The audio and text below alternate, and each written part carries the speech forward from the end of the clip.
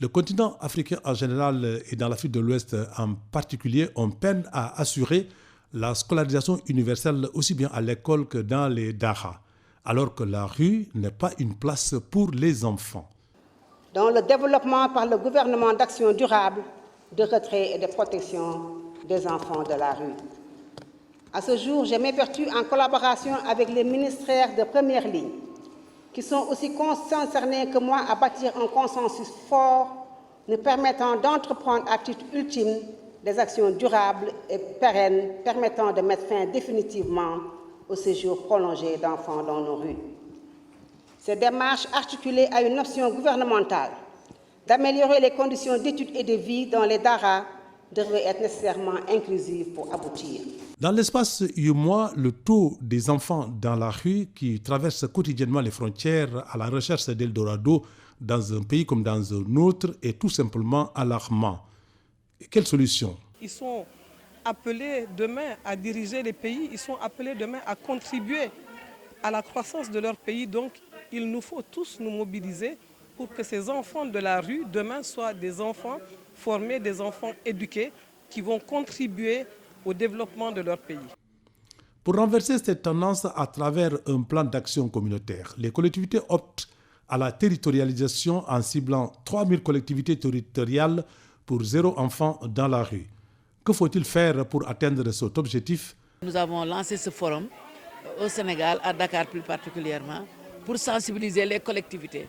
Parce que c'est une question qu'on ne peut pas laisser seulement à l'État, mais il faudrait que les populations s'imprègnent de cela et que les populations prennent à bras le corps ce fléau. C'est pourquoi nous avons pensé que donc seuls les maires, les collectivités territoriales qui sont en contact direct avec les populations, donc sont en mesure d'enrayer ce fléau. Nous saluons la décision du chef de l'État depuis quelques années de faire des daras un maillon important de notre système éducatif, sans quoi ces enfants, même ayant maîtrisé le Coran, sortiraient sans perspective professionnelle, sans perspective d'emploi.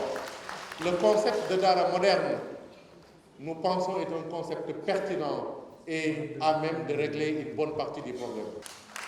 Le programme Zéro Bidonville, s'il est réalisé, vous n'aurez plus d'enfants dans la rue. Les enquêtes statistiques de l'ANSD ont montré, et regardez quand vous quittez la Guédiawaye, les confins de Pikine, le matin à 4h du matin, 5h du matin, les gens viennent des bidonvilles pour venir à Dakar.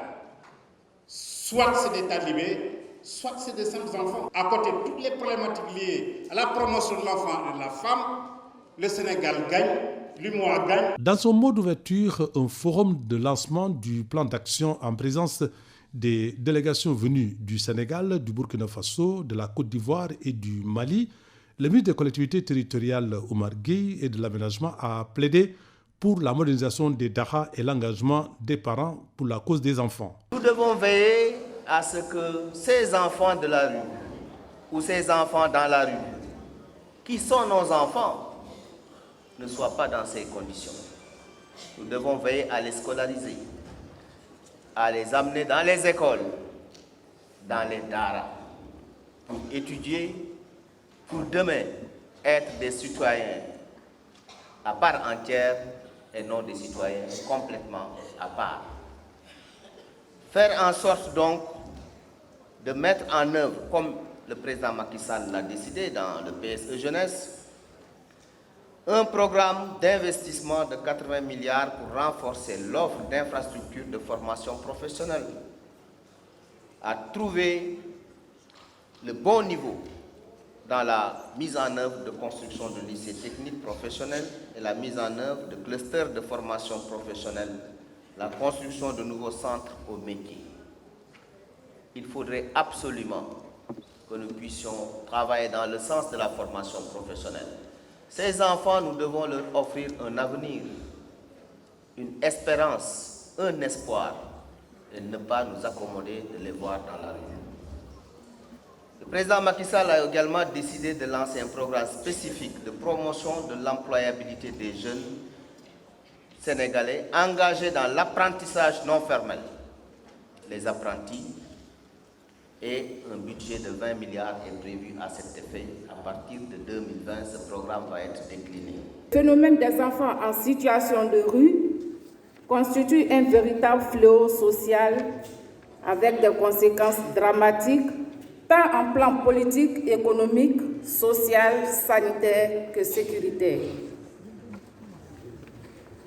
Considérant qu'un tel fléau constitue une menace sérieuse pour la stabilité, le développement et l'avenir de l'Afrique et compromet la légitimité des institutions et l'humanisme des sociétés africaines dans un continent où les valeurs de solidarité et de partage, où les liens familiaux et sociaux sont un facteur de régulation socio-politique. Considérant les causes profondes d'un tel phénomène, notamment les difficultés économiques, les inégalités sociales, la crise de la famille et des communautés, l'instabilité et les conflits armés, mais aussi les limites nominatives et systémiques liées notamment à la protection de l'enfance et à l'éducation. Considérant l'engagement et l'action des États, des organisations communautaires et internationales et de la société civile tendant au renforcement des cadres institutionnels et à la mise en œuvre de politiques et de programmes dédiés à l'enfance.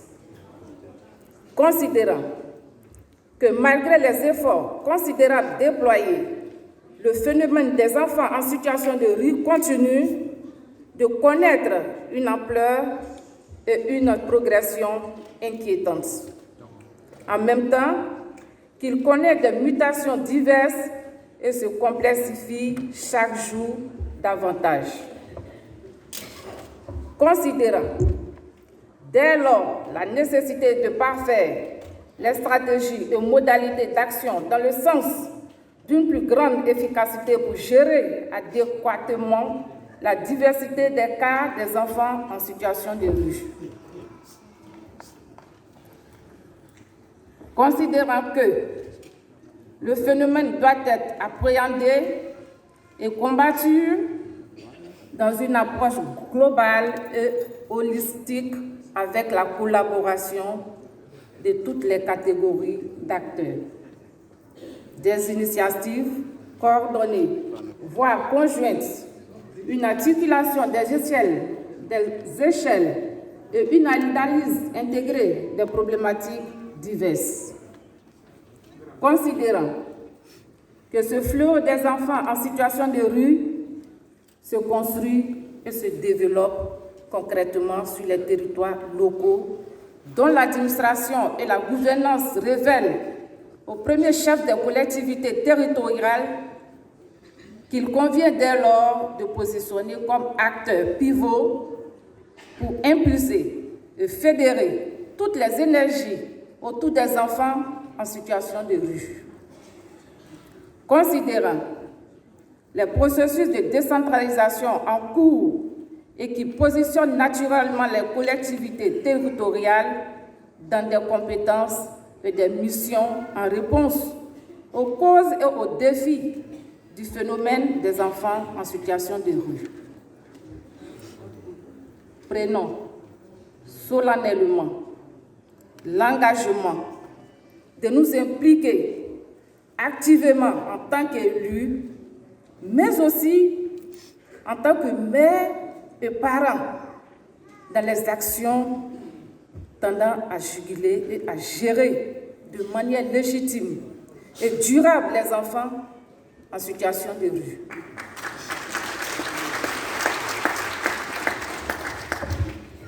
Affirmons avec force que la question des enfants en situation de rue est un impératif de gouvernance et une exigence de développement qu'il faut conduire dans un élan d'humanisme pour continuer de donner socle et sens à la communauté, volonté de vie commune du local au mondial.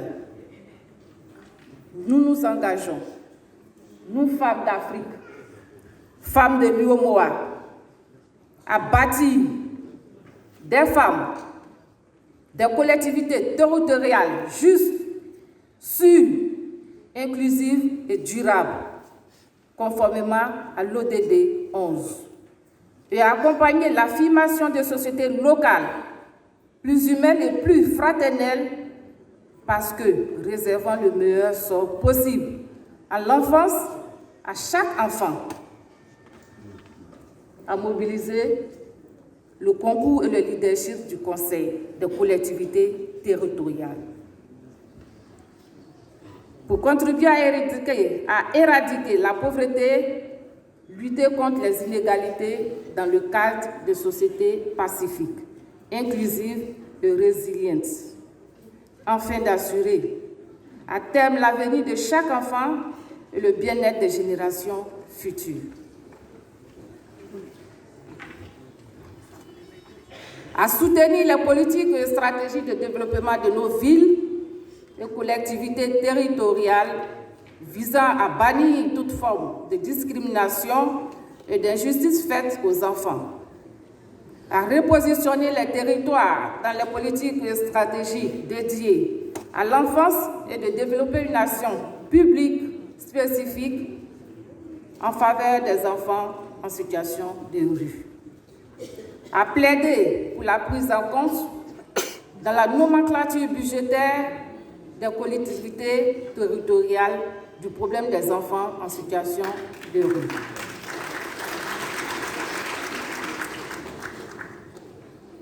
Déclarons publiquement notre volonté et notre engagement à œuvrer avec méthode et abnégation pour construire un projet collectif autour de l'initiative 3000 collectivités territoriales sans enfants en situation de rue, notamment par une compréhension partagée, une méthodologie harmonisée, des démarches coordonnées et des actions convergentes à l'échelle de l'UOMOA.